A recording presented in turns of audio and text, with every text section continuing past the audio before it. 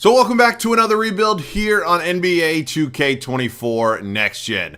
And in today's video, we have the Detroit Pistons. As I'm sure many of you know, last season, Detroit only won 17 games, giving them the worst record in all of basketball. Now, they did not end up winning the Victor Wembanyama sweepstakes. They actually ended up with the number 5 overall pick. Kind of got screwed a little bit. It is what it is. That's how the NBA draft lottery goes. But obviously, this has been a rebuilding team now for a few seasons. They have put together a really nice young core. Cade Cunningham, unfortunately, only played 12 games last year before he was done for the year with an injury. And this is a team that I think is moving in a really, really positive direction. So they have some veterans on this team that I think can definitely be beneficial. And for me, this young core is one of the best in all of basketball. So very excited today. Obviously, only a 3-year window to turn this team around and hopefully bring the city a championship. And before we do get into the video, as always, if you guys want me to rebuild your favorite team next, make sure to let me know down below in the comment section. I believe after this one, we actually only have 8 rebuilds left until we're done with all the regular rebuilds until 2K25. I mean, that's basically the way it goes.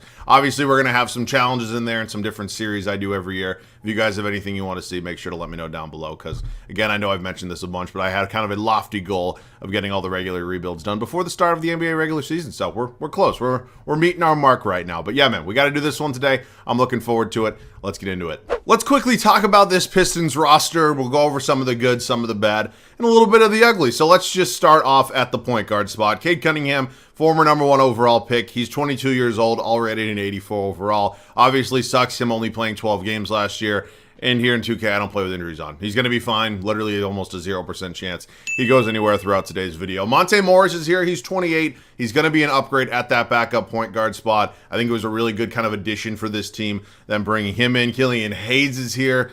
At this point, I think it's probably safe to say that we can call Killian Hayes a bust. He was a 7th overall pick in 2020, and quite honestly, just never really worked out. So it's, yeah, I mean, it's a miss. I mean, that's just kind of the nicest way to say it. And, yeah, I mean, not a terrible year last year. I mean, that field goal percentage and three-point percentage especially is pretty ugly, but for a 7th overall pick, you definitely got to expect more. Shooting guard spot. I'm pretty high on Jaden Ivey. I said it before the draft. I thought it was a really, really good selection. I'm very much looking forward to seeing him both develop in this game and in real life. I think he's going to be a really big bright spot for them moving forward. Azar Thompson, number 5 overall. Obviously, him and his brother went back-to-back. And, yeah, I mean, for me, there's a couple options. At 6'7", I can play him at the 3. I could play him at the backup 2. We're going to decide, but he will definitely be getting significant minutes here in year 1. Alec Burks is here. He's a good veteran kind of backup to have. I mean, he's 32. Is that an expiring contract? It could be. I'm not sure if there's an option or not. But, again, he's a really decent kind of backup veteran guy to have on your team. Marcus Sasser is here. He's 23. Buddy Boeheim is here. I believe he's Jim Boeheim's son. The small forward spot, Bojan Bogdanovic. He's 34. Does not really fit the timeline of this team at all, but he is a really important piece of this team, I think. I think, honestly, at some point in time, they might be able to get a really decent kind of maybe young player, maybe draft pick along, because I think there are some contenders out there that would not mind bringing in somebody like Bogdanovic to really solidify their three-point shooting, because he can definitely do that. He for sure can do that. Joe Harris came over into trade with Brooklyn, which is pretty much a salary dump for the Nets. He's here on a 1-year deal. Isaiah Levers is here. He's 25 years old, 74 overall. Power forward spot for me is an interesting one. To be quite honest with you, I'm not fully confident moving forward with Marvin Bagley or Isaiah Stewart as a potential starter on a hopeful championship team. Again, they're both relatively young, but if we think about Marvin Bagley, 2nd overall in the 2018 NBA draft, obviously could have probably ended up having Luka Doncic, but the Sacramento Kings made a blunder there, and now he's in Detroit and isn't necessarily playing terribly, but for a number 2 overall pick, you really have to hope for more. So we'll see. We're going to go year by year with him. Isaiah Stewart is here. I think he's a really relatively kind of solid player. I mean, you kind of look at Isaiah Stewart's career highlights. I think the biggest thing most people probably think about is when he got all pissy with LeBron, and always the funniest fucking clip ever. But he's here. He's a solid backup for me. I'm super high on Jalen Duren. He is absolutely unbelievably talented, especially in this game. Develops very, very quickly, and I'm excited to hopefully have him as my center the entire time today. And then James Wiseman is here, another number 2 overall pick, or former number 2 overall pick that, yeah, I mean, just didn't really fit the timeline of the Golden State Warriors whatsoever. But I guess technically, is he technically an NBA champ? I guess he probably is. All right, let's go ahead and set the rotation. We might have 1 or 2 maybe small trades. Our first trade here is not really anything too important. We're sending Joe Harris and a future 2nd round pick to Miami. We're picking up Duncan Robinson. Honestly, this deal is not really great for either side. I think the only real reason Miami would do this is because they get off the final year of Duncan Robinson's contract. But that's actually the exact reason I am doing this trade. We're going to have an extra year here with Duncan Robinson. He's also 3 years younger, and he's an overall higher. So giving up a second-round pick, it is what it is. Duncan Robinson's now going to be likely my backup shooting guard. Killian Hayes is an expiring contract, and he's somebody in all likelihood I was not going to bring back. So, for whatever reason, the Los Angeles Clippers want to give me a first-round draft pick. Robert Covington's in here to make the money work. Why Killian Hayes has 2.5 stars at this point in his career? Look, I understand he's 22 years old. Maybe there's still a little bit of potential there, but in all honesty, I'm not going to pay him this offseason. I'm 100% going to take a first-round pick, though. So, good luck in LA. Sometimes all players need is a fresh start. Maybe that does it for Killian Hayes. At this point in time, I've made a few positional changes. Obviously, the point guards are fine. Jaden Ivey's going to be our starting shooting guard. Definitely on the move to potentially move Alec Burks. Don't think he has a long-term future here at 32 years old and already an expiring deal. In terms of the small forward spot, there's a strong case. I start Azar Thompson here in year one, kind of go full-on youth movement. And kind of the reason I'm doing that is because I'm not trying to win games here in year one. We do not have our first-round pick unless it's in the top 10. New York actually has that. I think that dates back to the Jalen Duren draft night trade. Not 100% on that, though. So I'd rather lose. I'd rather not have my first-round pick in 2025 than 2024. So we're going to keep making moves. Probably not going to trade Bogdanovich yet just because he's a multi-year deal, but some of these other veterans, they're probably going to go. We're going to be sending Alec Burks over to the Cleveland Cavaliers. We're going to be picking up George's Niang or George, I don't know, and a future first-round pick swap in 2028. Sure, it's not super valuable, but Burks wasn't going to play for us. And I will definitely take the multi-year contract of Niang because he's somebody who could be moved in the offseason. So that is a trade. That could be our final one. Again, I know we said we weren't making a lot of moves, but honestly, kind of looking over this roster, I made some pretty big decisions, and I think it's going to work out for us in the long run. So, I mean, nobody probably wants Buddy Boeheim. I can't imagine there's anything. Yeah, no, we're good there. And then, I mean, if Isaiah Levers can get me anything, I'll probably do it. I don't need him. Like, honestly, I smacked my desk. I really don't. So, maybe like Bruno Fernandes. Oh. Thank you very much, Miami. I do not know why you wanted to do that. And then the final one here is going to be Rocco. He's an expiring deal. As I mentioned, I'm going to keep Niang. May move him in the offseason. But Rocco is really just not going to play here. He's not a needed piece, and I'd rather send him somewhere maybe he can get some minutes. So I'm not really seeing anything right now of, tremendous value. I don't really expect a lot, but I was kind of hoping for maybe something. Honestly, I'm going to take this deal here with Portland, I think. Yep, we're going to do this, pick up a multi-year contract to Matisse Thybulle. All right, let's go ahead and set the rotation here for year one. So as I mentioned, we made a few more trades than I was initially anticipating, but honestly, things kind of came together in a very strange way after the first couple of trades. But I'm very happy. I'm content with how this team looks moving forward. Again, we're not trying to be good year one. We do not have our first-round pick. It's actually in New York, so we want to be bad. That's kind of our goal right now. Here's how it is going to look, though. Cade Cunningham, Jaden Ivey, obviously an incredible young dynamic backcourt. Very excited to see a full season of these two together. I'm starting Azar Thompson here at the 3. There's definitely a case to maybe keep Bogdanovich in there. I'm going youth movement. I want to have the maximum amount of minutes possible for Thompson. I want that overall to go up as much as possible. I want him to play well, so it is what it is. Marvin Bagley III here at the power forward spot, and then Jalen Duren as our starting center. Bench unit, Bogdanovich will be the 6th man. I mean, again, if he wasn't on a multi-year deal, I'd probably trade him before year one, but he is. He's somebody we could definitely explore a trade with come off-season time. James Wiseman, Monte Morris, Isaiah Stewart, and Duncan Robinson. Unfortunately, Matisse Thybulle, there's just really not enough minutes here. Maybe I could move him to the backup shooting guard spot. Him and Robinson could kind of fight for those last 10 minutes, but honestly, it doesn't matter. It's really not going to make much of a difference either way. So I'm excited. I think this is not going to be a very fun year in terms of the win-loss column, but I think it's a really good year for development and hopefully another really high draft pick. So I'll see you guys at the end of year one here in Detroit. As expected, it was not a great first regular season for us here in Detroit. Now, we did win 23 games, and to be fair, that is more than they technically won last year in real life, but there's also the argument that, hey, you don't play with injuries on. Everybody's playing 82 games. So the good and the bad, it is what it is. Nikola Jokic, 3rd career MVP, averages a triple-double. These awards year one are relatively pretty much the same thing every single time. So we'll go through these relatively quick. And obviously at 23 wins, that's not good enough for a playoff spot. That's not even good enough for a play-in spot. So worst record here in the East, 2nd worst record in all of basketball. I'm surprised the Spurs were that bad. Victor Wembanyama, dude, he looks fun so far in real life. Just looking at his preseason highlights, oh my God. He's insane. All right, here's a look at the numbers on the year. It looks like, obviously, our backcourt's playing well. Bogdanovic off the bench was super effective for us as our third leading scorer. Thompson, not a terrible rookie campaign. I mean, again, rookie season, when you have some guys that are maybe more ball dominant than you probably could be in your rookie season, it is what it is. So, I mean, again, all around, not a terrible season for really anybody.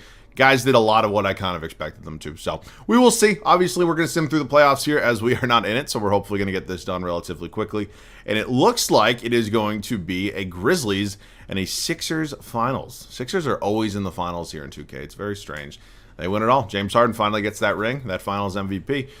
All right, man, let's get into the offseason. Obviously, a very important offseason. This is only a 3. Oh, my God, LeBron called it a career. Holy shit. Obviously, a very important offseason because we'd only have 3 regular seasons. For those of you saying, why don't you just do a 5-year rebuild? It's because those are a completely another series, or completely different other series that I will eventually get to, I promise you. Jersey retirement's cool. Draft lottery time. Obviously, a very important moment for us. We're going to have our draft pick. It's not going to be out of the top 10.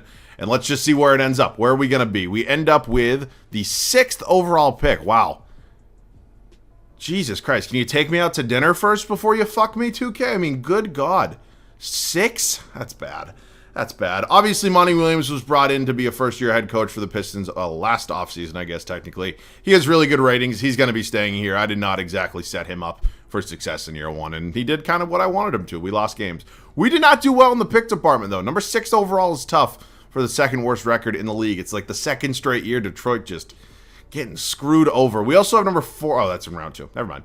All right. So other than that, I mean, maybe there's a trade. As I mentioned, there's definitely an argument for me to maybe move on from Bojan Bogdanovic. He's 35 now at an 83 overall, now heading into the last year of his deal. He's definitely somebody we could look to maybe move. So, again, I don't know if it's going to be in a trade to maybe move up in the draft, but we definitely have some options. I'll see you guys with the trade. We finally found a trade that we like, and it's going to be coming here with the Utah Jazz. We're sending Bojan Bogdanovic, I guess, technically back to Utah, and we're going to be picking up 2 unprotected first-round picks in 2025. Now, I don't think necessarily either of these will be super valuable, but they are both trade assets. And, yeah, I mean, for an expiring deal for a guy that likely wasn't going to be here anyways, feels like a really good deal for me. So, honestly, I actually tried to make a kind of a string of kind of bigger trades. Really didn't work out, whether it was, money-wise or really just didn't have the assets, whatever it may be. And, yeah, I mean, honestly, at this point, I think I'm just going to chill at number 6. I really don't see a path that really gets me too much further ahead, even if I move up in the draft. So, again, I don't know who we're going to be taking here at 6. It's obviously going to be somebody young with some promise, but it is what it is. Alexander Sarr went number 1. Ron Holland, Isaiah Collier, Isaac Ammons, I don't know.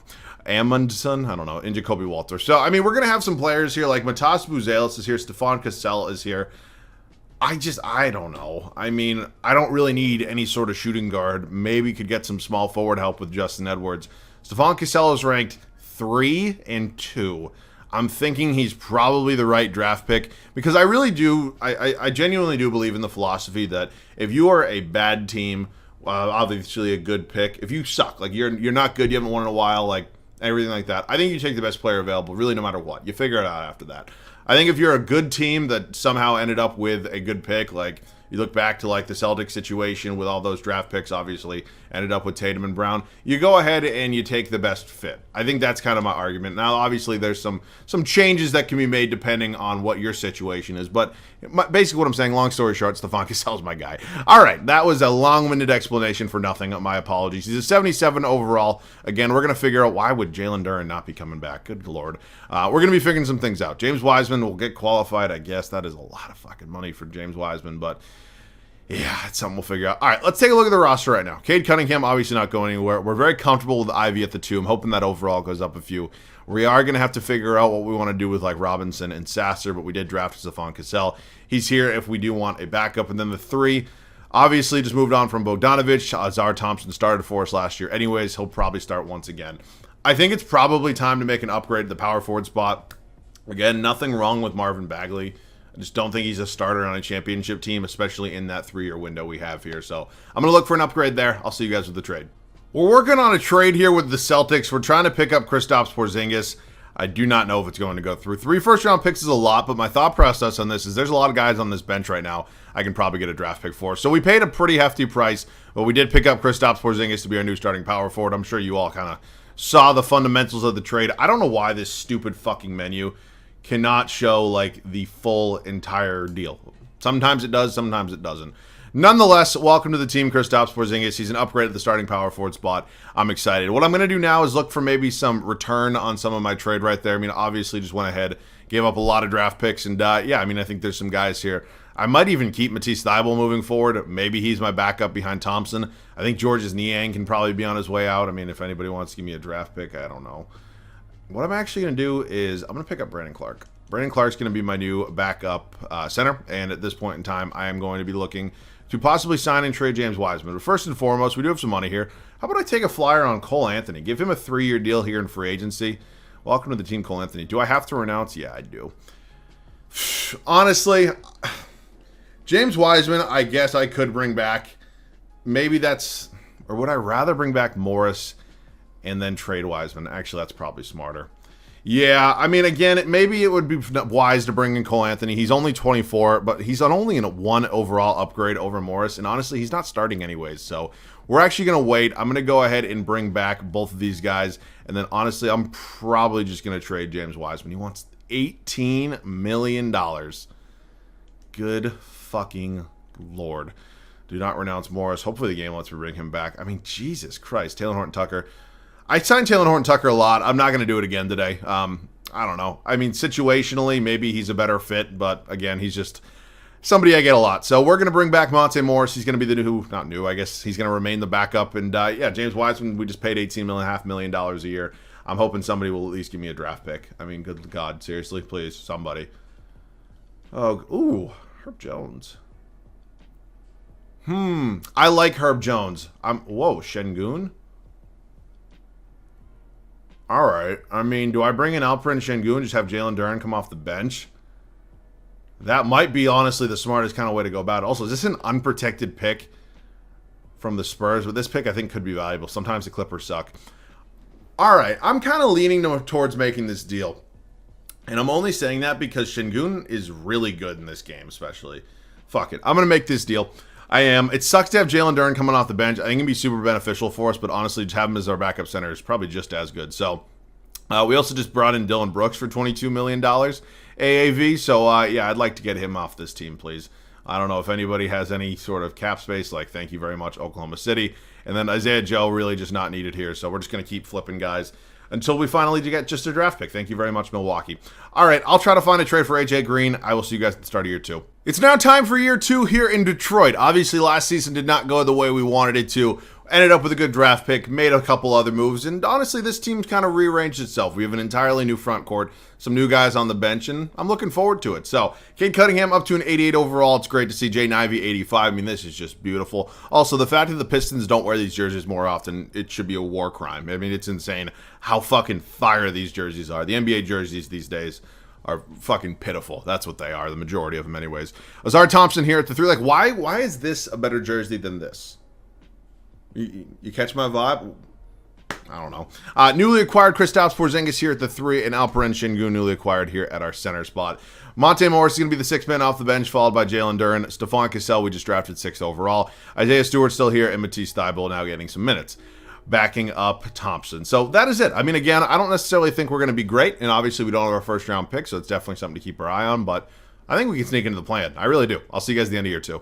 I'm surprised about this team. I thought we had a chance to be in the play-in. I was very wrong. We're in the fucking playoffs. We win 56 games on the year. I don't know. Sometimes this game really does surprise me. This is one of those cases. Oh, my God. SGA is your MVP. Nikola Topic, your Rookie of the Year. Men Thompson, 6th Man of the Year. Anthony Davis is your depoy. Thompson also wins Most Improved. Luka Doncic, Clutch Player of the Year.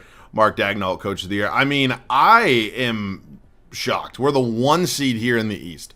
I thought we had a chance to, make the play-in, maybe even a playoff spot, but 56 wins, 2nd best record in basketball.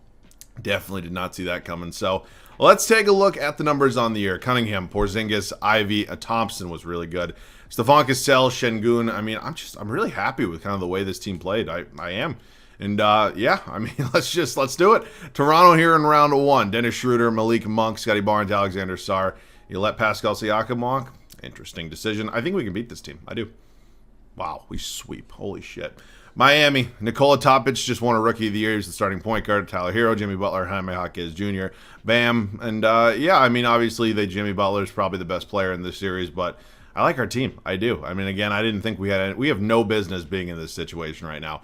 We're in the East Finals. We are in the Eastern Conference Finals, taking on the defending champs here in the 76ers, who, added Rudy Gobert for God knows what reason. But still a very good team nonetheless. And going to be a tough challenge for us here in the Eastern Conference Finals. We're 2-2 right now with the Sixers. We go down 3-2, and we do get bounced in 6. Honestly, that's fine. I don't care. That's a hell of a season. SGA won a regular season MVP, wins a Finals MVP too. All right, man. So, I mean, I'm a little bit confused because, again, I didn't think we were supposed to be there, but cool, I'll take it. We're not going to have our own draft pick. We are projected at number 14 overall via the Minnesota Timberwolves, and I don't think there's anything else for us here. So let's just sim it, and we do end up with number 14. That's fine by me. Staff signing, we're good with Monty Williams. Those ratings are fine. We definitely probably, I would say, overachieved. I think many of you would probably agree with me there. So 14th overall pick. We also have 30. We have 24 and 28 in round 2. Maybe we move up, find ourselves, I don't know, a new backup power forward, new backup small forward. We definitely have some options. The Utah Jazz have the 2nd overall pick. I'm including Isaiah Stewart in the trade for a couple reasons. One, I think I'd like to look for an upgrade anyways, even if we don't draft a power forward in this year's draft. And 2, he's one of the only tradable contracts I have. So this is every draft pick we have in this year's draft. This is obviously Isaiah Stewart, and this is number 2 overall. Let's make a deal. Didn't think they were going to take that straight up. How about if I give you a first, and let's say I'll give you this Kings pick next year. This looks decent. Okay, nope. How about I give you 2029 as well? Son of a bitch. This is all for a backup, too. Jesus fucking Christ. All right, is there any players here? Yeah, I mean, this is the problem. Everybody's just expired. Would I give up Monte Morris? Probably not. I don't think I would. It's the final year, though. Fuck it. Fuck it, fuck it, fuck it. Maybe a little bit too much. It is what it is. Okay, let's go ahead and trade these 2 second-round picks because I absolutely do not need them. And, nothing here. Dude, this game makes trading second-round picks way harder than it probably should be. All right, so it's either Ace Bailey or Cooper Flagg. Whoever does not go number 1 overall, Cooper Flagg is now paired up with Victor Wembanyama. Son of a bitch. Ace Bailey is going to be my draft pick. He is going to be, in all likelihood, my new backup small forward. So very excited to have him here. He's going to be clocking at a 79 overall. Team player options, Jalen Duren's coming back. Matisse Thybulle accepts his option. And let's look at some things we got to do here. Cunningham and Şengün are both free agents. I definitely want both of them back. In terms of money, we have $44 million, but there's no way I'm letting Cunningham and Şengün go. So, yeah, let's just pay both of these guys and bring them back. I think that's probably the best case scenario for us. So we do just that. Everybody else is pretty much free to go. We actually have a $20 million trade exception from Dylan Brooks. That is definitely not a small exception. So that's definitely something to keep an eye on. I might look for an upgrade at the backup point guard spot. And then in terms of the backup power forward, there's definitely some work to do there. So let's just look at some options here. I mean, Chris Boucher. Yeah, I'm not really loving it. I'm not. So I'm going to get a little cheesy. I'm going to sign Karis LeVert. And we're going to work on some trades after this. Okay, we just gave up a first-round pick and Matisse Thybulle, and we picked up Caleb Martin. He's going to be my new backup power forward. At this point in time, we are going to be trading Karis LeVert and Monte Morris. We're going to look for a small upgrade at the backup point guard spot, and then we're basically going to call it because at this point, we're ready to head into hopeful championship season. So Cole Anthony, we actually almost signed him already. Maybe he's my guy, and for the offers we're getting, it looks like he's going to be. So Cole Anthony, welcome to the Pistons. And then we also went ahead and we picked up Jett Howard here. I don't think there's really a trade out there. I mean, am I comfortable with Zar Thompson heading into the final year? I think I am. I think he's played well enough, so we'll keep him as a depth piece, him being Jett Howard. I will see you guys at the start of the 3rd and final season. After what some would maybe consider a surprise Eastern Conference Finals run, and overall-wise just a surprise year last year, in general, we have really reloaded a little bit. We've reloaded a little bit, and we're ready for the final regular season. Hopefully a championship regular season. Cade Cunningham, Jaden Ivey remain as our backcourt. Thompson's still here at the 3. I will say he's maybe like the weakest link in the starting 5.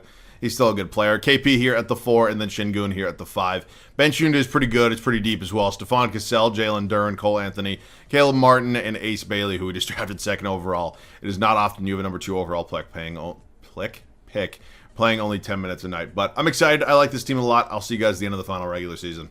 An absolutely insane final regular season for us here in Detroit. We won 76 games. 76 games. Now, I've obviously done that before, but the teams have felt like they've been a lot better than this one right here. So I'm very, very happy. Do not get me wrong. 76 games is awesome. I don't give a shit if we don't win it all. So let's get into it. SGA is your MVP once again. Bam. Wait, what? Isn't it Basala Bagyogi? Is this a brother? I don't know. Is Bam and Basala, are those brothers, or I don't know. Ben Thompson, 6th man of the year. Evan Mobley is your depoy. Actually, funny enough, I tried to trade for Evan Mobley before I got KP. Bones Highland, most improved. Joel Embiid, clutch player of the year. Monty Williams, obviously going to be your coach of the year with 76 wins. So it's all great. I'm very happy. Do not get me wrong. And again, I think even, maybe 65, 70 wins would have been a little bit more appropriate. But again, this team's great. Don't get me wrong, but 76 wins feels like a lot. So I'm hoping the pressure's not too high come postseason time. We have the Bulls here in round 1. There's just no fucking chance in France that this team's actually beating us. And we sweep through them. Moving on to the Sixers here in round 2. They've been in the finals 2 straight years now. They've now added Karl Anthony Towns. They have Kelly Oubre is back. Yeah, I know he's back here in Philly. And, I'm hoping we can get by Joel Embiid and the Sixers. So I think we can. We're up 3-0, and we've yet to lose a game here. And we're in the conference finals, taking on the Cleveland Cavaliers, who are always such a fun pain in the ass to play against because they have so much talent, and they're very, very good. We're finally lose a game. It's in the Eastern Conference Finals. Going to Game 6, and we are in the NBA Finals. Holy SGA. Oh, my God. We're taking on the Thunder, who won it all last year. They did. Jason Wallace here at the 2. I don't know why. I've said this before. Every time I face the Thunder in one of these videos, Josh Giddey's always gone. I do not know why they don't match contracts or anything, but it's very strange. We win Game 1. We win Game 2. We win Game 3. And that is a clean sweep. And Kristaps Porzingis is your finals MVP. All right, man. So, it felt like we overachieved a little bit. Don't get me wrong. We had a very talented team, but 76 wins with your 4th or 5th highest overall, only being an 84 overall, feels like it might be a bit of an overachievement. But hey, when 2K blesses me, I don't question it. So, yeah, man, this one was fun. Obviously, my real goal with this one is obviously winning a championship. But furthermore, I wanted to try to keep some of the young core the Pistons had built kind of intact almost. There's so many different ways you can go about a rebuild with a young team. Most of the time, the easiest way to get you a championship in 3 years is just trade away all the young talent. Go get a bunch of guys that are veterans that are already high overalls. But I'm excited. I'm happy. We kept a good mix of some of the young guys, and I'm happy. I am. So, Pistons fans, I hope you are as well. That's it for me. This video has been long enough. I hope you guys enjoyed. As always, thanks so much for watching. I love you guys. I'll catch you guys all in the next one.